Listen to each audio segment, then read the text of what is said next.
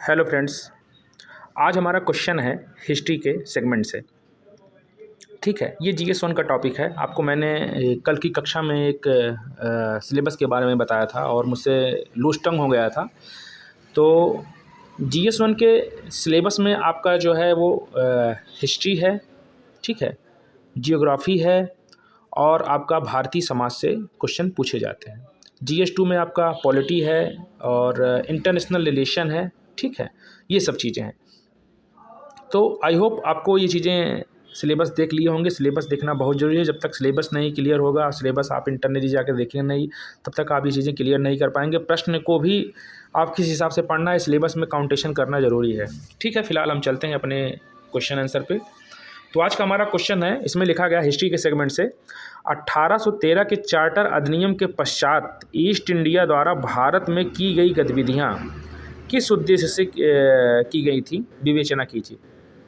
आपको पता होगा कि 1773 से कंपनी पर नकेल कसना जो है वहाँ की ब्रिटेन की सरकार गवर्नमेंट ने जो स्टार्ट कर दिया, संसद ने स्टार्ट कर दिया था। ठीक है, उसके बाद क्या हुआ कि धीरे धीरे 20-20 साल का रिनोवेशन करना स्टार्ट की और 1858 की क्रांति, फिर आगे चल के हम वहाँ पर जो से क्वेश्चन पुटअप किए जाएंगे हम देखेंगे। फिलहाल ये इस सेगमेंट का क्वेश्चन है कि 1813 का जो चार्टर एक्ट आया था, जिसमें यह कहा गया था कि चाय और चीन को छोड़ करके सभी पर हम जो है व्यापारिक एकाधिकार को समाप्त कर दे रहे हैं। तो ऐसा क्यों हुआ था, ठीक है, उसके क्या उद्देश्य थे। कारण ये था कि पहली बात तो कंपनी में भ्रष्टाचार हो गया था, ठीक है। दूसरी चीज़ है, कंपनी व्यक्तिगत रूप से कंपनी के कर्मचारी व्यापार करना स्टार्ट कर दिए, चूँकि द्वैध शासन यहाँ समाप्त हो चुका था। 1773 में ही द्वैध शासन की समाप्ति हुई थी। कंपनी ने काफ़ी कुछ हैंड ओवर कर लिया था। 1773 से 1813 में काफ़ी अंतर होता है। 1773 के बाद 1784 आया था, ठीक है, फिर 1813 का चार्टर एक्ट आया था। ठीक 20-20 साल में अंतर होता है। तो यहाँ पर हम देखेंगे कि 1813 के चार्टर अधिनियम के पश्चात ईस्ट इंडिया द्वारा भारत में की गई गतिविधियाँ और उसके उद्देश्य को हम यहाँ पर विवेचना करेंगे। तो यहाँ देखिए, सबसे पहले इंट्रो में आप लिखेंगे 1813 का चार्टर एक्ट ब्रिटिश संसद द्वारा पारित महत्वपूर्ण कानून था। इसने भारत में ईस्ट इंडिया कंपनी की भूमिका में एक नया मोड़ ला दिया। इससे कंपनी का सिर्फ आर्थिक लाभ ही नहीं अपितु गहरे सामाजिक, धार्मिक, राजनीतिक उद्देश्य भी निहित थे। कारण ये था कि शिक्षा में आपको पता होगा कि 1813 के चार्टर एक्ट के द्वारा 1 लाख रुपए तक का बजट आवंटित किया गया था। तो ऐसा क्यों किया था? आपको पता होगा कि इससे पहले अमेरिका में जो है, अमेरिका में नहीं, ब्रिटेन में औद्योगिक क्रांति का विकास हो चुका है। अब यहाँ वहाँ मशीनें बन गई हैं, यहाँ से जो है रॉ मटेरियल हम लेकर के जाएंगे और वहाँ से तैयार माल को ला करके यहाँ पर बेचेंगे। तो यहाँ पर तैयार माल खरीदने वाले लोग तो होने चाहिए। यहाँ पर लुंगी पहनने वाले व्यक्ति हैं, तो वो तैयार माल का जीन्स और टॉप कहाँ पहनेंगे वहाँ पे। तो ये इसीलिए जो है भारतीयों को शिक्षित करने के लिए तो पहला चीज़ था कि इनके तैयार माल को एक खरीदेंगे, एक मार्केट बन जाएगा। दूसरा ये था कि ये लंबे समय तक शासन करना चाहते थे यहाँ पर, इसीलिए ये भारतीयों को शिक्षित करके अपने पक्ष में एक ऐसा ग्रुप बनाना चाहते थे जो कि सोच से अंग्रेज हो लेकिन शरीर से भारतीय हो। फिलहाल तो इतना आप देख लीजिए। अब यहाँ पर देखिए इंट्रो हो गया। अब यहाँ पर आप लिखेंगे पहले टॉपिक पे नंबर 1 करके लिखेंगे, आर्थिक उद्देश्य की दृष्टि से देखें तो 1813 तक कंपनी का व्यापारिक एकाधिकार समाप्त हो गया था। मतलब वहाँ पर भी ये दबाव, चूँकि ब्रिटेन की संसद थी। अब यहाँ ईस्ट इंडिया कंपनी के कुछ शेयर धारक थे जो 25, 30, 40, 50 रहे होंगे। उसमें एलिजाबेथ सेकंड भी थी, ठीक है।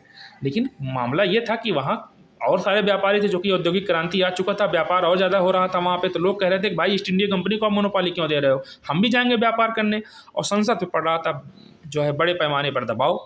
तो जब संसद पर दबाव पड़ा तो उन्होंने कहा ठीक है कि हम व्यापारिक एकाधिकार को समाप्त कर दे रहे हैं। अब सिर्फ ईस्ट इंडिया कंपनी ही नहीं जाके कमाएगी, वहाँ पर और भी कंपनियाँ जो ब्रिटेन की हैं वो जाकर के कमाएंगी। तो यहाँ पर व्यापारिक एकाधिकार को समाप्त कर दिया गया। अन्य कंपनियों को भी भारत में प्रवेश की हो गई और कंपनी ने अपना व्यापारिक ढांचा विकसित किया। नील, कपास और चाय का अधिकाधिक निर्यात कर ब्रिटिश अर्थव्यवस्था को मजबूत करना लक्षित था। क्योंकि अभी जो है कृत्रिम नील नहीं बना है, तो नील की खेती यहाँ पर करवाएंगे। और भारत में आपको पता होगा कि कपास जो है सिंधु घाटी सभ्यता से ही उत्पन्न हो रहा था। तो यहाँ पर कपास भी कपड़े बनाने के लिए ले जाते थे, टेक्सटाइल मैनेजमेंट के लिए, ठीक है। और चाय का अधिकाधिक निर्यात कर ब्रिटिश अर्थव्यवस्था को मजबूत करना लक्षित था, ठीक है। एक सेकंड,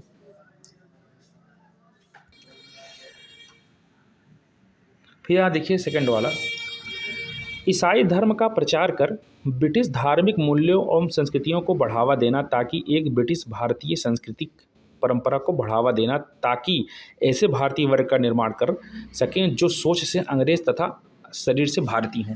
अब इन्होंने क्यों ऐसा किया, देखिए आपको पता होगा।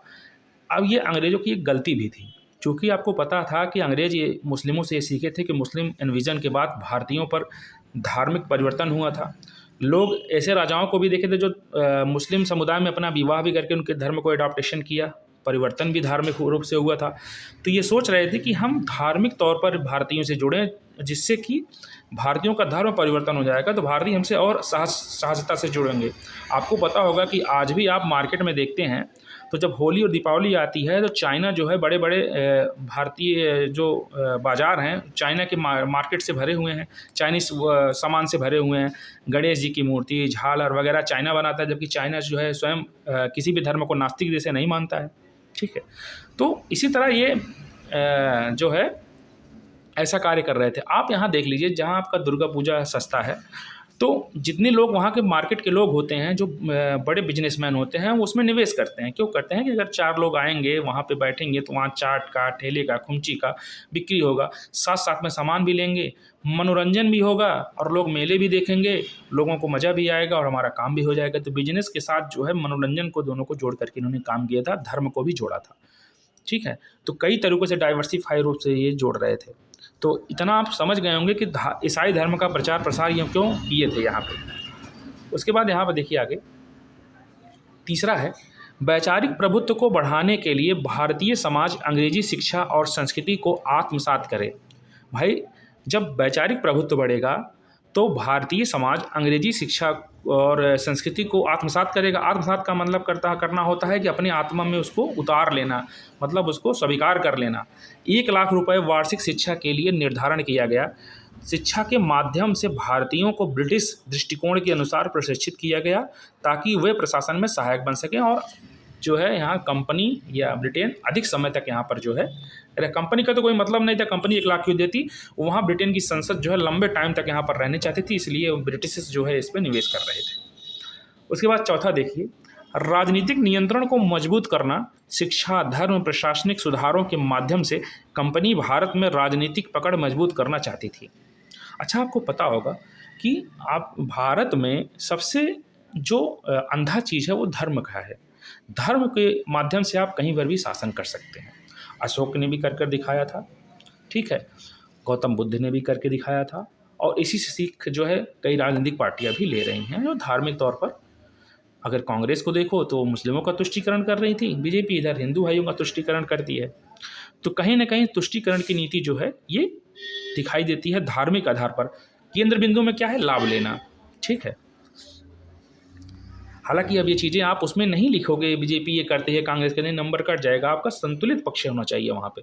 राजनीतिक नियंत्रण को मजबूत करना, शिक्षा, धर्म, प्रशासनिक सुधारों के माध्यम में कंपनी भारत में राजनीतिक पकड़ मजबूत करना चाहते थे, जिससे एक स्थानीय समाज पर प्रभाव डाल सके और लंबे समय तक यहाँ शासन कर सके। तो राजनीतिक नियंत्रण के लिए सब लंबे समय तक शासन करने के लिए चल रहा था। ठीक है, कोई भी होगा आपके अगर इस धर्म से जुड़ जाएगा तो आप उसको लंबे समय तक रखोगे। अब जैसे कि भारत में सबसे बड़ा डर, जानते हो मैं उदाहरण क्यों देता हूँ, चूंकि आपको समझ में आए चीज़ें जो आपके साथ घटना घटित और उसको समझ में आए। रोजगार देना नहीं देना है, काम करना है नहीं करना है, देश का विकास होना है नहीं होना है, उससे कोई मतलब नहीं, लेकिन धर्म का उसका विकास होना जरूरी है, धर्म को बचाकर चलना जरूरी है। अब मैं आपको समझाता हूँ। आपको फोबिया क्या है, फोबिया ये है कि हिंदू जो है मुस्लिम से डरे हुए हैं। 100 करोड़ हिंदू जो हैं वो 50 लाख 40 लाख मुसलमानों से डरे हुए हैं। अगर ये मुसलमान भी नहीं रहेंगे तो आपस में तब क्या होगा जानते हैं, हिंदू में जो ब्राह्मण है ब्राह्मण से लोग डरेंगे, फिर क्षत्रिय से ब्राह्मण डरेंगे, ब्राह्मण क्षत्रियों से डरेंगे, और उसके बाद फिर आपको पता होगा कि फिर छोटी जातियाँ बड़ी जातियों से डरेंगी। ये सब चीज़ें गतिविधियाँ चली जाएंगी। जातीयता, क्षेत्रवादिता, ये सब देश के संवैधानिक पृष्ठभूमि के लिए बहुत खतरनाक चीज़ें हैं और अंग्रेज इस चीज़ को जानते थे। इसीलिए अंग्रेजों ने जो है कई बार इस पर दुष्प्रभाव करने का प्रचार किया। आपको पता होगा कि आज मुस्लिमों का जो बंटवारा हो गया, पाकिस्तान में जो चले गए, वो अंग्रेजों की देन थी। बापू नहीं चाहते थे या देश के क्रांतिकारी नहीं चाहते थे कि देश का बंटवारा हो, लेकिन अंग्रेजों ने इस हमारी शिक्षा और अंधेपन के कारण ऐसा काम किया। ठीक है, आगे बढ़ते हैं। उसके बाद यहाँ पर देखिए, ब्रिटिश द्वारा पूर्व में किए गए शोषण ने कंपनी की छवि को धूमिल किया था। आपको पता होगा कि जब 1765 में इलाहाबाद की संधि होती है, क्लाइव यहाँ पर आता है और उसी के बाद द्वैध शासन स्टार्ट होता है। तो द्वैध शासन में आपको पता होगा कि बंगाल को किस प्रकार से अंग्रेजों ने लूटा था। और अंग्रेज सिर्फ लूटते ही नहीं थे, यहाँ के माल को यहाँ के अधिकारी भी अपने सरकार को लूट रहे थे। ठीक है, कंपनी के कर्मचारी भी लूट रहे थे और इसी लूटने के दौरान भारतीयों में इतना बड़ा बड़ा अकाल बढ़ा कि भारतीयों को बहुत ज़्यादा शोषण हुआ था। तो इसी शोषण को अपने गंदगी को छुपाने के लिए भी ऐसा कर रहे थे कि हमारा जो है नाम सही हो जाए, इसीलिए हम भारत के सामाजिक धार्मिक क्षेत्रों में कुछ काम कर दें। तो ये भी एक पक्ष रहा होगा उनका, शासन और सभ्यता मूलक दिखाना चाहते हैं कि हम कितने सभ्यता हैं। आपको पता होगा कि द जंगल बुक के लेखक रुडयार्ड किपलिंग ने कहा है वाइट मैन बर्डन थ्योरी, उसको आप कभी देख लीजिएगा। उसमें जो है वो अपनी जो है यथेष्टता को दिखाए हुए हैं वहाँ पे कि गोरे लोग कितने यथेष्ट हैं। फिर भी आप देख लीजिएगा। वस्तुतः यह कहा जा सकता है कि 1813 का चार्टर एक्ट, अब यहाँ पे निष्कर्ष हो जाएगा कि 1813 का charter act British east India company की भारत में गतिविधियों को बहुआयामी करनी थी। उनका उद्देश्य व्यापारिक लाभ के साथ साथ सामाजिक, धार्मिक, राजनीतिक नियंत्रण स्थापित कर ब्रिटिश साम्राज्य की नींव सुदृढ़ करना था, जो कि इनके केंद्र बिंदु में था। तो आई होप आपको ये चीज़ें क्लियर हो गई होगी। इतिहास को यदि आप इस नज़र से देखेंगे तो अंग्रेजों का सही रूप पता चलेगा और आपकी कमियां भी आपको पता चलेंगी। और जब आप अपनी कमियां समझ जाएंगे तो आई होप आप जो है बड़े से बड़े चीज़ों को क्रैक कर सकते हैं।